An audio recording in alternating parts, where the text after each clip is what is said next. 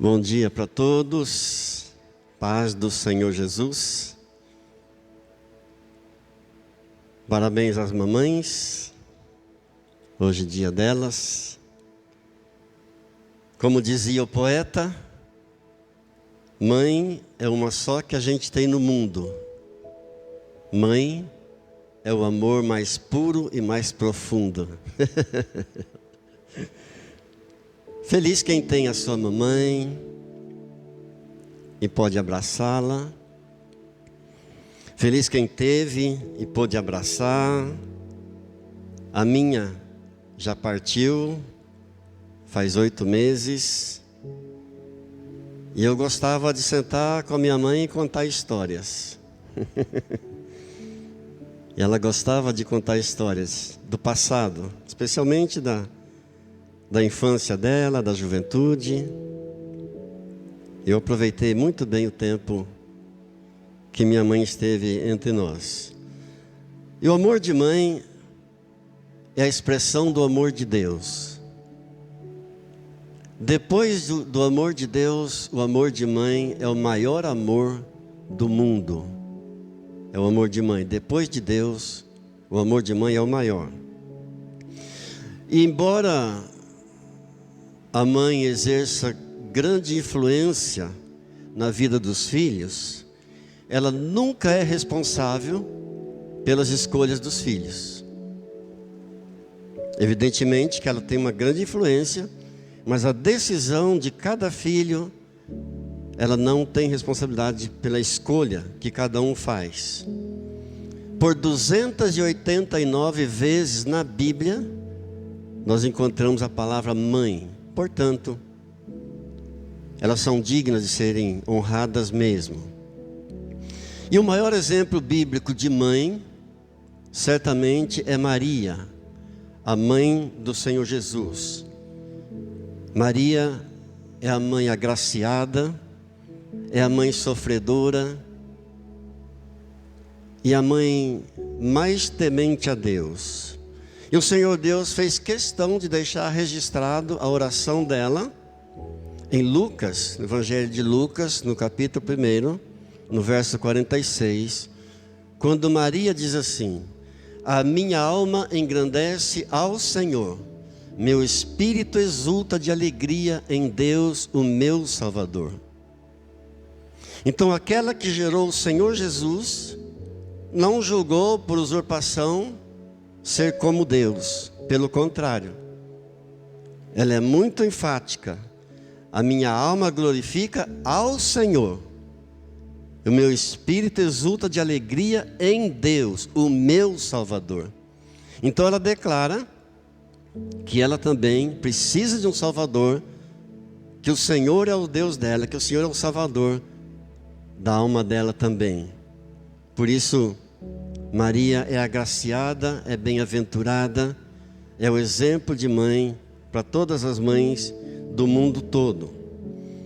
Cada bebezinho que nasce nesse mundo é como se Deus estivesse mandando um recado: olha, eu ainda amo o ser humano. Cada criança que nasce na terra é como se Deus estivesse dizendo: eu amo este ser, eu amo o ser humano. Glória a Deus. Parabéns a todas as mamães. Que Deus as abençoe neste seu dia ricamente. Que Deus derrame mais e mais da graça, da glória, do poder dele na tua vida, mamãe, em nome de Jesus. Amém. Vamos abrir nossas Bíblias no Salmo de número 90. Que Deus tem uma palavra maravilhosa para nós essa manhã. Salmo 90.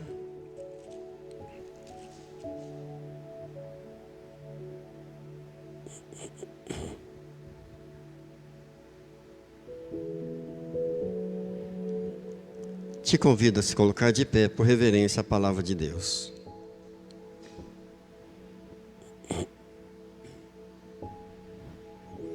Senhor, Tu tens sido o nosso refúgio de geração em geração.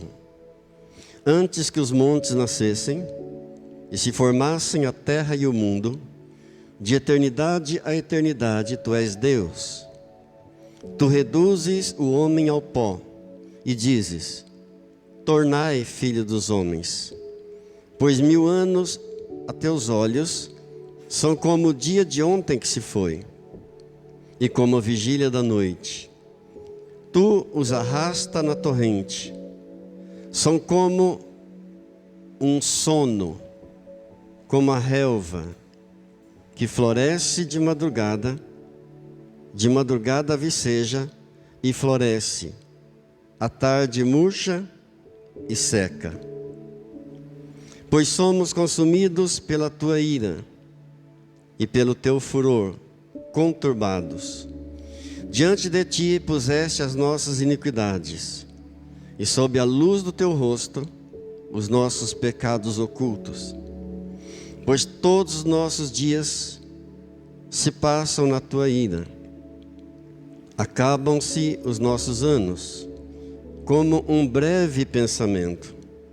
Os dias da nossa vida sobem a 70 anos, ou, em havendo vigor, a 80. Neste caso, o melhor deles é canseira e enfado, porque tudo passa rapidamente e nós voamos. Quem conhece o poder da tua ira e a tua cólera, segundo o temor que te é devido? Ensina-nos a contar os nossos dias, para que alcancemos coração sábio.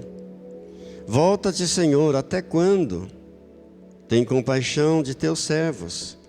Sacia-nos de manhã e com a tua benignidade, para que cantemos de júbilo e nos alegremos todos os nossos dias. Alegra-nos por tantos dias quantos nos tens afligido, por tantos anos quantos suportamos a adversidade. Aos teus servos aparecem as tuas obras, e a seus filhos a tua glória. Seja sobre nós a graça do Senhor, nosso Deus. Confirma sobre nós as obras das nossas mãos. Sim, confirma a obra das nossas mãos. Oremos ao Senhor.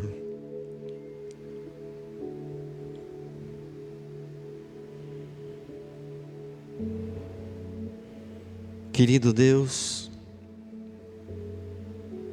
aqui estamos mais uma vez, cada um de nós com suas lutas, com seus desafios, com suas provações.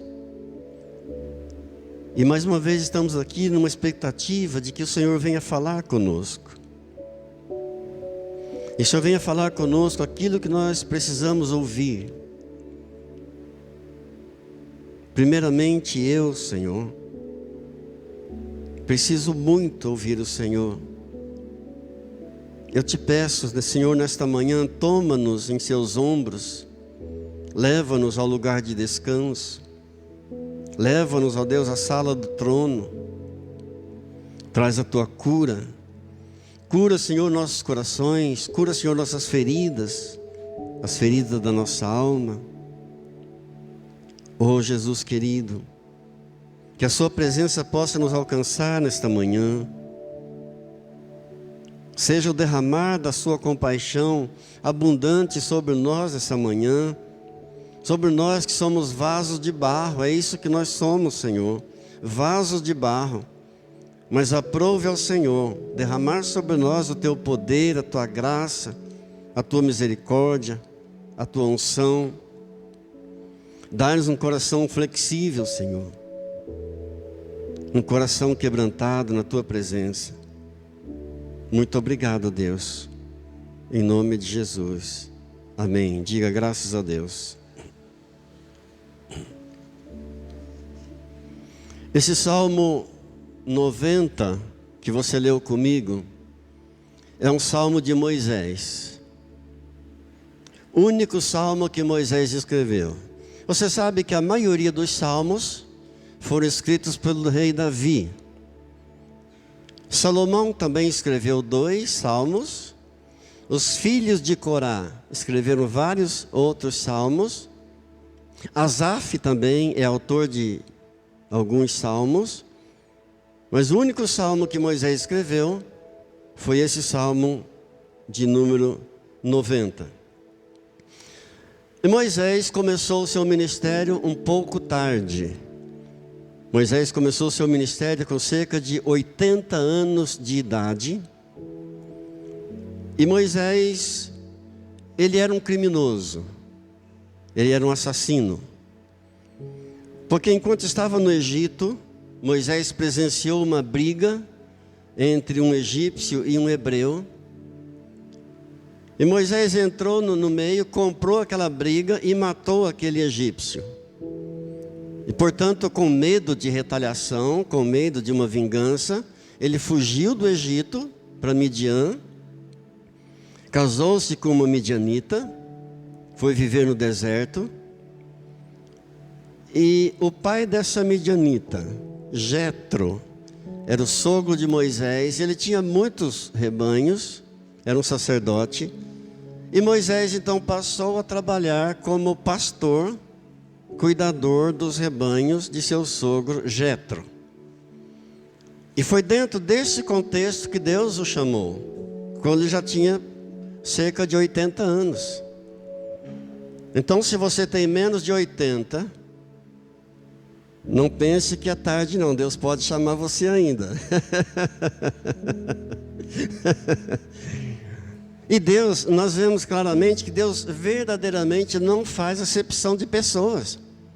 Moisés era um criminoso, era um assassino, já está com cerca de 80 anos, está ali pastoreando as ovelhas de seu sogro Jetro, e de repente ele vê um arbusto pegando fogo, uma sarça, e esse arbusto queimava e não acabava, não se consumia. Ele entendeu que era Deus. E Deus então ali o chamou para libertar o seu povo da escravidão, lá da escravidão do Egito. Agora, note, o clamor de Moisés nesse salmo é por sabedoria. E eu queria chamar a sua atenção especialmente para o versículo 12, quando ele diz assim: Senhor, ensina-nos a contar os nossos dias, para que alcancemos coração sábio. Ele está clamando a Deus por sabedoria. E eu quero pensar um pouquinho com você sobre isso. Uma coisa é a pessoa viver a vida. Outra coisa diferente é a pessoa viver a vida com sabedoria. É muito diferente. Por isso está clamando por sabedoria, e a palavra é para nós também. O apóstolo Paulo traz uma receita perfeita para que a gente possa viver uma vida com sabedoria. Especialmente quando ele diz no capítulo 12 da carta aos Romanos, no versículo 12 também, e diz assim: sejam alegres na esperança, pacientes na tribulação e perseverantes na oração. Você pode repetir comigo isso? Sejam alegres na esperança, pacientes na tribulação, perseverantes na oração. Essa é a receita perfeita para uma vida com sabedoria. Porque viver uma vida triste não faz sentido. Sejam alegres na esperança. Sejam pacientes na hora da tribulação. Sejam perseverantes na oração. E viver por viver não tem graça. Viver por viver ou viver uma vida triste não faz sentido nenhum. E nós sabemos que para viver sabiamente, somente em Jesus Cristo, alguém vai conseguir viver sabiamente. Agora a pergunta é: como é que se conta os nossos dias? É o que Moisés está orando, é o que está pedindo para o Senhor. Senhor, ensina-nos a contar os nossos dias, para que alcancemos coração sábio. Como é que você conta os dias, os seus dias, os dias da sua vida? Bem, a resposta para essa pergunta é muito abrangente. Isso daria muitas horas de pregações, mas, em síntese, contar os nossos dias significa você ser bem-sucedido na hora que você tiver que se apresentar diante de Deus para prestar contas a Ele daquilo que você fez com essa vida que Ele te deu. E disso todos nós sabemos. Haverá um dia em que cada um de nós nos apresentaremos diante de Deus, a um tribunal de Deus no céu, e teremos que prestar contas da nossa vida a Deus. Então, resumidamente, contar os nossos dias significa ser bem aprovado, ser bem sucedido naquele dia em que nós teremos que nos apresentar diante do Senhor e prestar contas a Ele do que é que fizemos com essa vida que Ele nos deu. Em vários textos na Bíblia nós encontramos isso, essa verdade que nós um dia teremos que nos apresentar. Cada um de nós vai ter que se apresentar a Deus um dia. Eu vou ler só um versículo que fala muito claramente sobre isso. Eclesiastes, capítulo 12, verso 14, diz assim: porque Deus há de trazer a juízo todas as obras, até as que estão escondidas, quer sejam boas, quer sejam más. Ou seja, Deus vai trazer a juízo, Deus vai julgar todas as nossas obras, quer sejam boas, quer sejam más, até aquelas praticadas em sigilo, até aquelas que nós fazemos no oculto, aquelas que nós achamos que está lá no maior segredo, até mesmo essas, Deus trará a juízo naquele dia. Não sou eu que estou dizendo, eu estou lendo a Bíblia para você, eu estou dizendo aquilo que a palavra de Deus está dizendo para nós, amém? Então, queridos, diante dessa realidade, a nossa vida, ela exige momentos de reflexão. Tenho certeza disso. A nossa vida exige momentos de meditação, de reflexão, de uma avaliação. E o culto, os cultos que nós realizamos, são momentos propensos em que Deus dá para nós, para fazermos esses momentos de reflexão, de avaliação da nossa vida, de meditação sobre a nossa vida. Nossa vida exige isso. Sempre que o Senhor Jesus ensinava, especialmente quando Ele falava através das parábolas, Ele apresentava sempre uma análise fundamental para a igreja de Jesus, a sua igreja. Sempre que Ele pregava, que Ele ensinava, Ele apresentava um diagnóstico muito claro, uma análise muito clara, muito perfeita da situação da igreja. E quando eu falo da igreja, não estou falando de outra coisa, a não ser de nós, a não ser de mim e de você, amém? Jesus sempre fazia sempre essa análise, esse retrato, especialmente nas parábolas, esse retrato muito claro da sua igreja. Especialmente quando ele conta aquela parábola de Lucas, no capítulo 15, a parábola do bom samaritano, tão conhecida de todos nós. O que Jesus traz naquela parábola é um retrato claro, é um diagnóstico perfeito da situação da igreja vigente daquela época, mas não serve somente para aquela época, para a igreja daquela época. A Bíblia foi escrita para nós hoje. A Bíblia foi escrita para mim hoje. A Bíblia foi escrita para você hoje. Amém? Então, quando a gente lê, medita naquela parábola, a gente vê o retrato da igreja. Como que agiu um levita, como que agiu um sacerdote, como que agiu um samaritano diante de uma situação de emergência. Quando um viajante está caído à beira do caminho, ferido, muito machucado, e passa por ali um levita. O levita era alguém que servia no templo, na casa de Deus, no altar de Deus.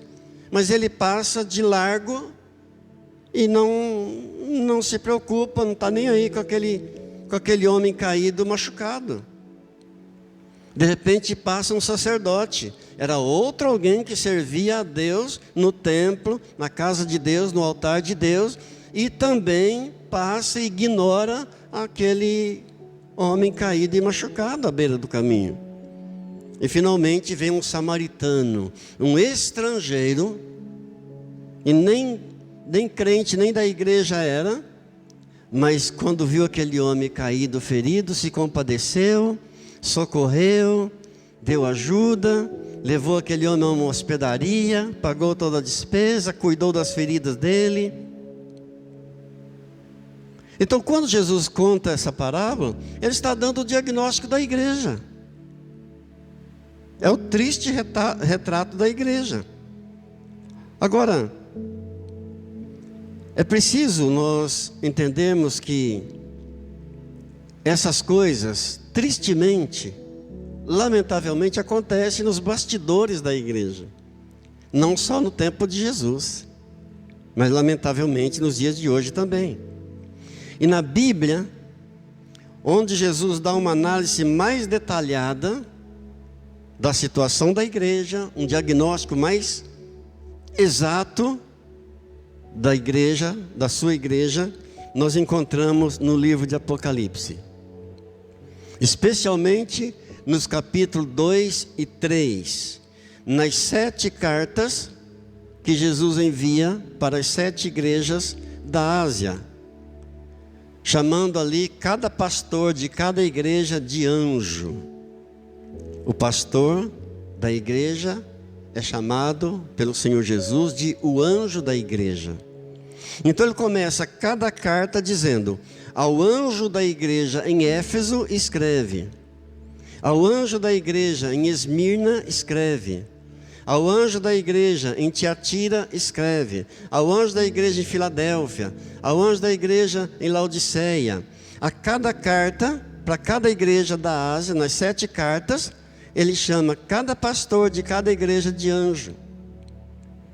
E quando meditamos nessas 7 cartas da Ásia, escritas em Apocalipse, no capítulo 2 e 3, nós entendemos então que Jesus está mostrando a situação da igreja, revelando, dando um diagnóstico perfeito, completo, da situação da sua igreja. Agora, algo importante, queridos, é que as cartas para as 7 igrejas da Ásia confirmam aquilo que o apóstolo Pedro diz na sua primeira carta, no capítulo 4, no verso 17. O que é que Pedro diz na sua primeira carta, no capítulo 4, no verso 17? Vai dizer que a igreja é o exemplo primeiro. Ele vai dizer que tudo começa na igreja. O exemplo, a retidão, o testemunho. E pasmem vocês, até mesmo o juízo de Deus começa pela igreja. Então as 7 cartas do Apocalipse, especialmente elas, vão confirmar tudo isso, que até o juízo de Deus começa pela igreja. Então toda a igreja do Senhor Jesus, em toda a face da terra, em qualquer tempo e em qualquer lugar, ela vai se identificar com essa abordagem que Jesus faz no capítulo 2 e 3 de Apocalipse, nas 7 cartas às 7 igrejas da Ásia. Pensa comigo se Jesus fosse escrever uma carta para cada um de nós. Qual seria o conteúdo? Se Jesus fosse escrever uma carta para você, qual seria o conteúdo? É difícil nós identificarmos. Mas então, é só a gente olhar para essas 7 cartas do Apocalipse, as 7 igrejas da Ásia, e a gente vai identificar direitinho. Então, dentro desse contexto, olhando para essa abordagem que o Senhor Jesus faz da sua igreja, e eu repito, eu falo da igreja, não estou falando de outra coisa, estou falando de nós. Olhando então para essa abordagem, eu quero pensar com você em alguns tópicos muito interessantes, muito importantes nesta manhã, e eu tenho certeza que vai servir muito para você, porque já serviu para mim. E com certeza, à medida que eu estarei falando para você, eu vou estar recebendo também a palavra. Amém? Primeiro tópico. Precisamos sempre lembrar os nossos feitos. Diga comigo, lembrar os feitos. Como é importante você lembrar os teus feitos. As coisas boas que você já fez na vida. As coisas boas que você já fez para Deus. Você sabia que você já fez muita coisa boa para Deus e você nem sabe que você fez coisas boas para Deus? Como é bom, como faz bem, como é importante a gente lembrar os nossos feitos. Isso nos ajuda a reconhecer a presença de Deus conosco todos os dias, todo o tempo. Quando você dá uma retrospectiva, você volta um pouco na tua vida, você vai ver coisas boas que você fez para Deus. De repente você ainda nem tinha um temor a Deus, você nem buscava a Deus para a tua vida, mas você vai ver que, você vai reconhecer que Deus já estava lá presente com você. Isso vai te ajudar muito a reconhecer a presença de Deus em todos os teus caminhos. Você sabia que Moisés fez isso? No Salmo 90? No último versículo, ele diz assim, no verso 17: confirma sobre nós, Senhor, as obras das nossas mãos. Senhor, confirma sobre mim aquilo que eu já fiz. Confirma, Senhor, as obras das nossas mãos. Aí você poderia pensar assim, mas pastor, isso não seria perigoso não? Da gente cair num orgulho por aquilo que já fizemos? Não. Não, porque o próprio Deus não vai permitir.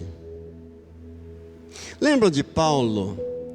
Quando Paulo escreve lá na segunda carta aos Coríntios, no capítulo 12, no verso 7, e ele fala de um espinho na carne, e ele diz que aquele espinho na carne foi posto para ele, para que ele não se ensoberbecesse. Lembram que Paulo foi elevado ao terceiro céu? Em vida. Paulo foi ao céu e voltou. E ele fala que um espinho na carne foi posto nele para que ele não se ensoberbecesse, para que ele não se orgulhasse, para que o coração dele não se inflasse e não ficasse perdido pelo orgulho e pela soberba. Então o próprio Deus não vai permitir. Por isso Moisés está pedindo ao Senhor, Senhor, confirma sobre nós as obras das nossas mãos, aquilo que nós fizemos.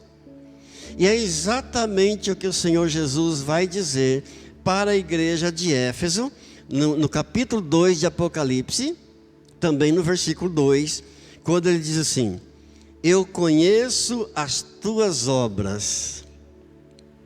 Olha o que Jesus está dizendo para a igreja de Éfeso: Eu conheço as tuas obras, eu conheço o teu trabalho, eu conheço a tua perseverança, eu reconheço que você não tolera homens maus, ou seja, você não se mistura com os homens maus.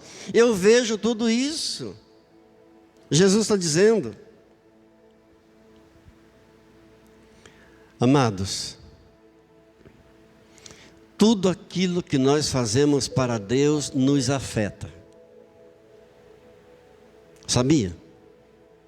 Tudo aquilo que nós fazemos para Deus nos afeta, nos transforma, faz bem para nós. Sempre que você faz uma atitude boa, aquilo faz bem para você, aquilo vai te afetar.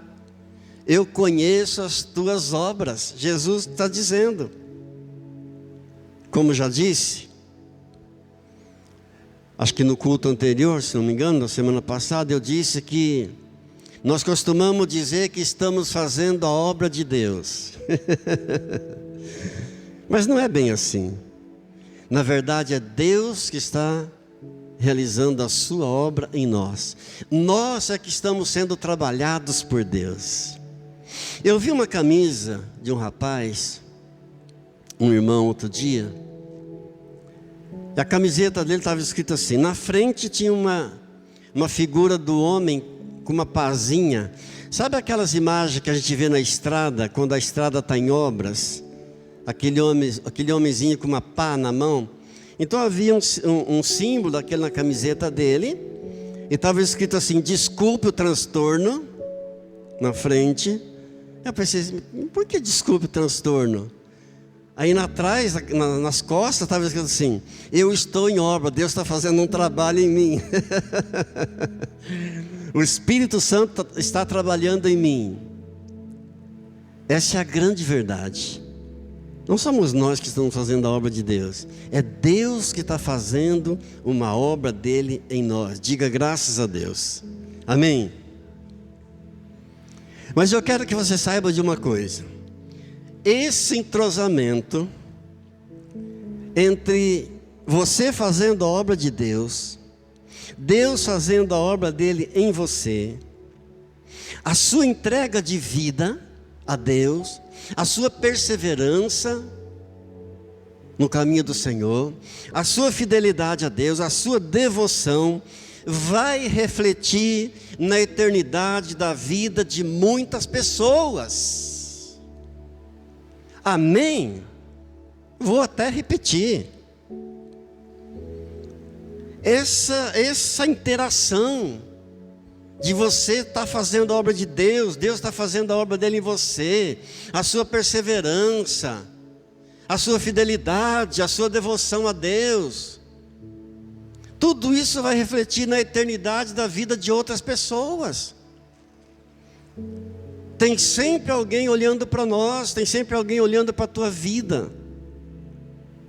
E você está sendo sempre exemplo, você está sempre sendo referência na vida de alguém. Isso vai fazer diferença na eternidade da vida dessas pessoas. Pensa na nossa responsabilidade diante disso. Como cristãos, diga, Senhor, me ajude. Por isso Paulo diz em 1 Coríntios capítulo 15, verso 58. Portanto, meus amados irmãos, sede firmes e constantes, sempre abundantes na obra do Senhor, sabendo que o vosso trabalho no Senhor não é vão.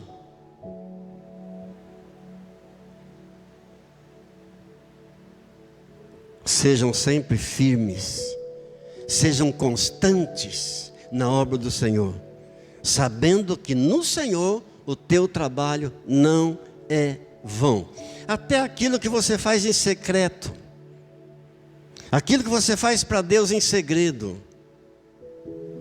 não é vão. E Deus está vendo, Deus está assistindo tudo. Diga graças a Deus. Amém? Jesus diz em Mateus capítulo 10, verso 42, que até mesmo um copo de água fresca que você serve para alguém, não ficará sem a sua recompensa. Até um copinho de água fresca que você serve para alguém, Deus não deixa de recompensar.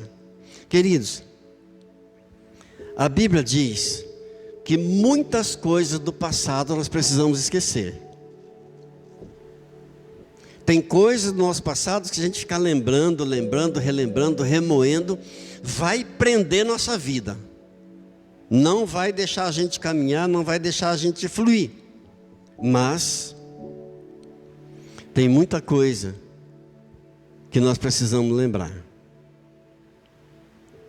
A Bíblia diz que tem muitas coisas que não tem valor nenhum.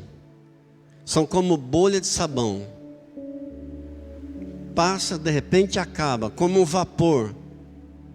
E não compensa você ficar gastando tempo, são coisas passageiras. Nossa vida é como um conto ligeiro. Mas tem muita coisa que nós precisamos lembrar, porque vai fazer bem para nós. Amém? As tuas obras te acompanham.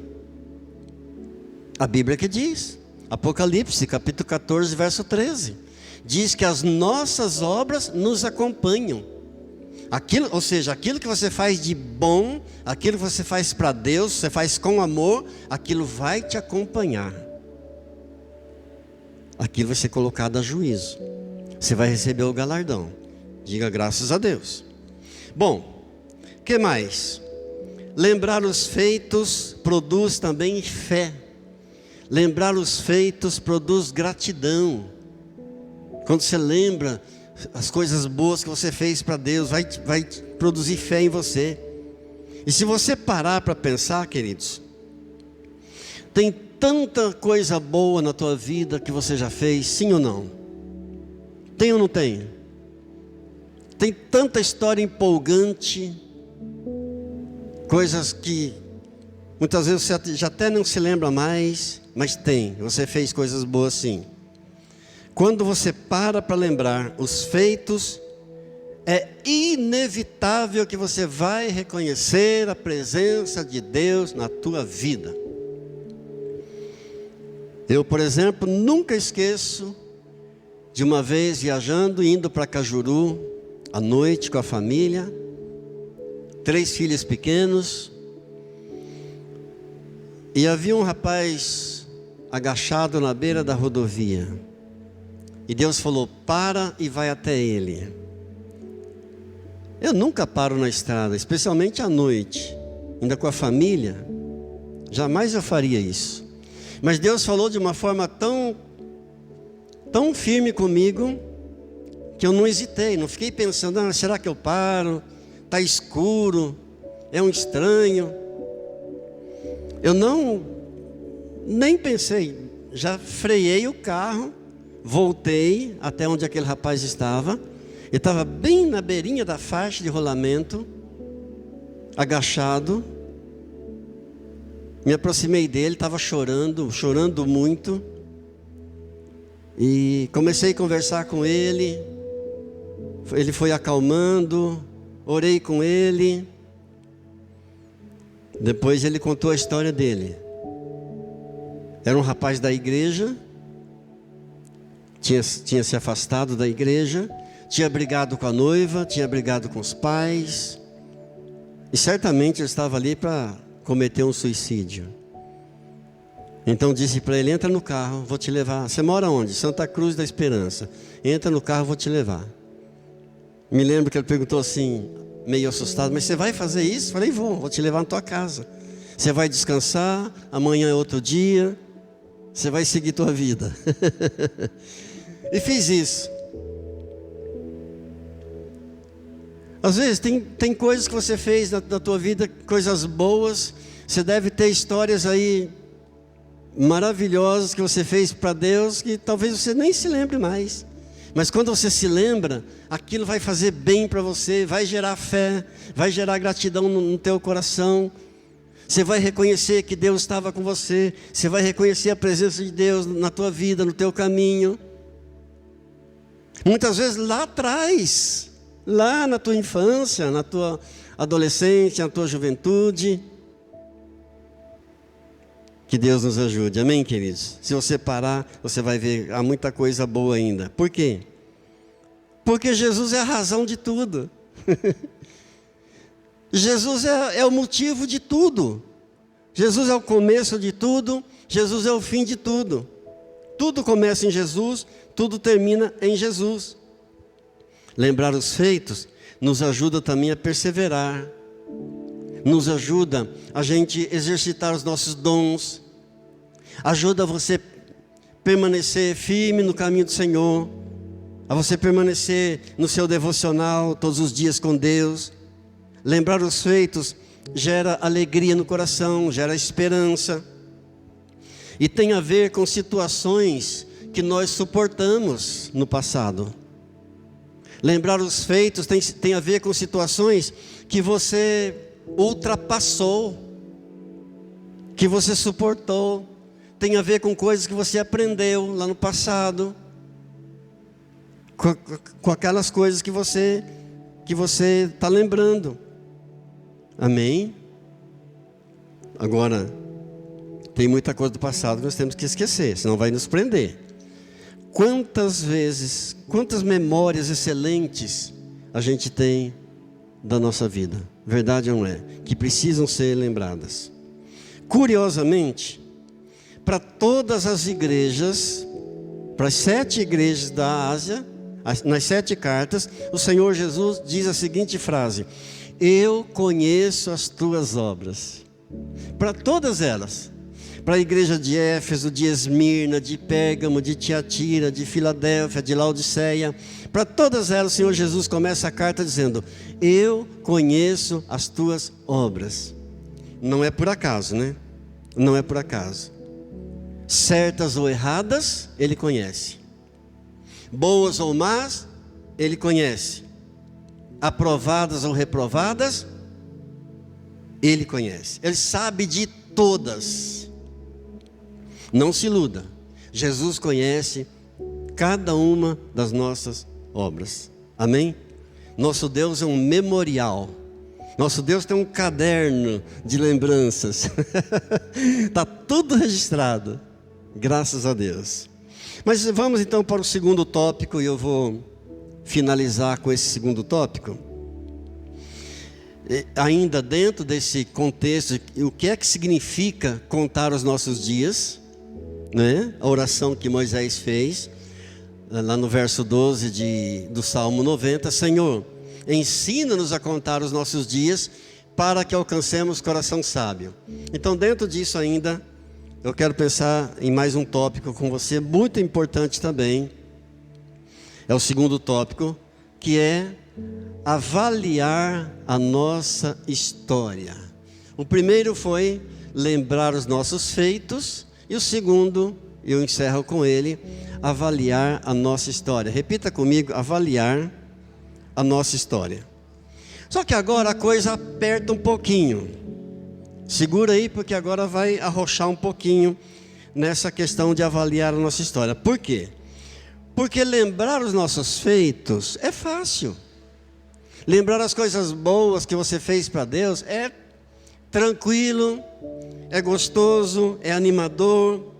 Lembrar aquilo que fizemos para Deus é maravilhoso. Agora, avaliar a nossa história é outro papo. Agora já é um papo reto com Deus, um papo reto com a nossa consciência. E agora já pode ser até, às vezes, até traumático, avaliar a nossa história. Às vezes pode ser até doloroso. E para isso nós precisamos de um equilíbrio.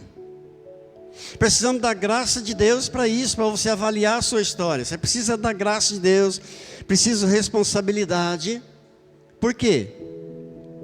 Porque nós aprendemos, e nós não gostamos muito de olhar o passado. A verdade é essa. Porque a gente tem medo da dor, do ressentimento. Muitas vezes a gente prefere deixar lá quietinho no passado. Aquilo que passou, passou, não, já era. Não quero lembrar, não quero rever.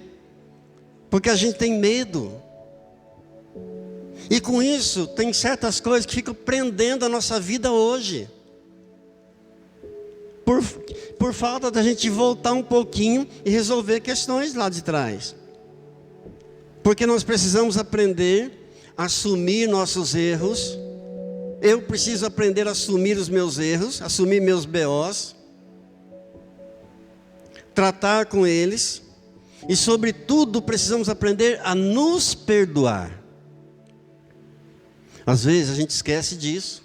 Eu sabia que você precisa perdoar você mesmo? Às vezes esquecemos disso. Precisamos aprender a nos perdoar, queridos. Então avaliar a nossa história vai além de lembrar os feitos. Pode não ser muito bom, pode ser doloroso, pode ser até traumático, mas é preciso. Vai além de lembrar as coisas boas, porque fala de lidar com nossos pecados. Fala de lidar com os traumas. Fala de lidar com as frustrações. Fala de lidar com as feridas. Só que é uma coisa boa e necessária. Fala das lembranças dolorosas que tivemos, das coisas ruins que aconteceram, de decisões erradas que nós tomamos, de frustrações que tivemos. Mas como é importante a gente tratar com isso. Eu diria que avaliar nossa história exige até muita coragem. Além de coragem, exige até humildade. Mas é preciso. Vai fazer bem você avaliar a tua história. Por exemplo, Jesus diz assim para a igreja de Éfeso, no capítulo 2, no verso 5. Lembra-te, pois, Jesus está dizendo, lembra-te, pois, de onde caíste, arrepende-te e volta às práticas das primeiras obras. Lembra de onde você caiu, arrepende e volta à prática das primeiras obras, do primeiro amor. Amém? Agora uma pergunta.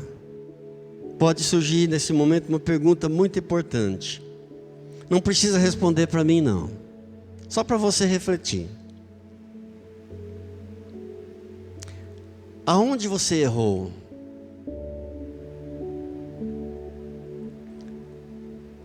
Em que lugar do caminho você errou? Em que ponto do caminho, da caminhada você errou?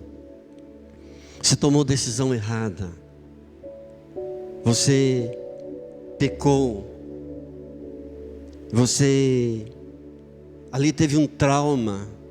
Ali você teve uma frustração. Em que ponto da caminhada? Queridos, toda queda, ela precisa ser mapeada. Toda queda deve ser mapeada, precisa ser mapeada, precisa ser trabalhada. Por quê? Porque avaliar a nossa história demanda de um conserto com Deus, de um redirecionamento aos propósitos de Deus. Porque de repente a gente saiu dos propósitos de Deus, deu uma fugida.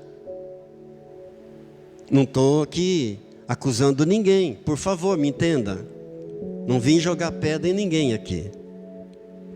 Eu estou conjecturando, estou pressupondo. De repente você saiu.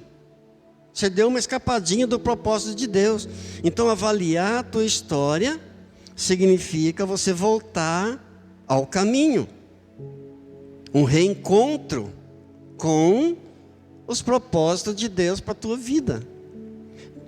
É importante ou não é? Claro que é.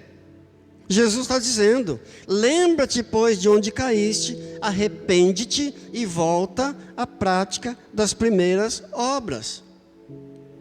E Jesus diz ainda para a mesma igreja de Éfeso, no capítulo 2, no verso 4: eu tenho contra ti que abandonaste o teu primeiro amor. Note, Jesus está dizendo na lata: eu tenho contra ti que abandonaste o teu primeiro amor. Talvez Jesus não tenha nada contra você, mas talvez Ele tenha alguma coisa contra você. Eu não sei. É você e Deus. É uma questão entre você e Deus. Amém? Deus está falando com você. Então seja sensível à voz de Deus. Amém, queridos? Lembrar os feitos é ótimo. Gera fé, gera esperança, gera uma certeza da presença de Deus na tua vida, faz bem, te mantém no caminho, te mantém no teu devocional. Mas avaliar a nossa história é um pouco mais complexo, mexe um pouco, pode ser dolorido, pode ser traumático, mas é necessário, porque vai curar feridas, vai gerar paz no teu coração. E se Deus falou com você nessa mensagem, eu só te peço isso: seja sensível à voz de Deus e obedeça à voz de Deus, em nome de Jesus. Amém? Oremos ao Senhor. Curve sua fronte. Querido Deus, querido Pai, quero te louvar por tua palavra, sempre viva, sempre eficaz, sempre penetrante, mais penetrante do que qualquer espada de 2 gumes. Quero te adorar por essa reflexão que nós fizemos, bem rápida, muito simples também, mas eu creio, Senhor, que o Senhor de alguma forma falou com os meus irmãos e como o Senhor falou comigo também. Eu te peço, Pai, no nome de Jesus, visita, Senhor, cada coração, traz paz, traz restauração, traz quebrantamento, ó Deus, a começar pelo meu coração. Traz cura, Senhor. Toma-nos, Senhor, em teus ombros. Oh Jesus querido, queremos beijar a tua face, dizer quanto te amamos, o quanto precisamos da tua cura, da tua libertação, da tua restauração, da tua graça, do teu amor, da tua fidelidade, da tua misericórdia. Senhor, cura os nossos corações, queremos ouvir a tua voz, não queremos ouvir apenas a tua voz, queremos ouvir o teu coração, como João fazia ao debruçar no teu ombro, ouvindo cada pulsar do teu coração. Senhor, leva-nos à sala do trono, leva-nos ao lugar da intimidade com o Senhor. Perdoa, Deus, a nossa correria do dia a dia. Perdoa, Deus, as preocupações com as coisas materiais, a preocupação com coisas vãs, muitas vezes, Senhor. Entramos nesse esquema do mundo, de um mundo tão agitado, de um mundo tão apressado, de um mundo tão barulhento. Nos perdoe por isso, Senhor, e nos leva ao lugar de descanso. Oh, Jesus querido, toma-nos em teus braços. Senhor amado, traz a cura que nós tanto precisamos. O Senhor é o começo de tudo, o Senhor é o fim de todas as coisas. O Senhor é o alfa e o ômega. Nós te adoramos, Cordeiro Santo, em espírito e em verdade. Graças te damos, em nome de Jesus. Amém. Pai Santo, Pai querido, quero te dar graças pela vida de cada dizimista fiel, de cada ofertante fiel, que tem suprido as necessidades do templo, da casa do Senhor. Eu abençoo, Deus, cada centavo dos recursos financeiros que teus filhos têm consagrado ao Senhor, Pai.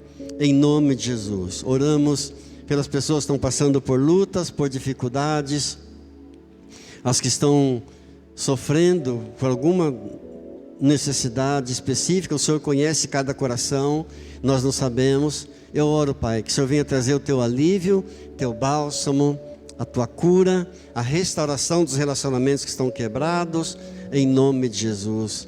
Amém. Amém? Vamos colocar de pé, por favor. Tem também um bolinho para as mães não saiam sem comer um pedaço do bolo. Amém? Estenda suas mãos para os céus em gratidão a Deus. Pai Santo, Pai querido, graças pela vida, por mais um dia, por mais uma semana. Nós consagramos a Ti essa semana que estamos iniciando hoje. Depositamos tudo em Tuas mãos. Toda a nossa esperança, toda a nossa confiança está em o nome do Senhor Jesus. Amém.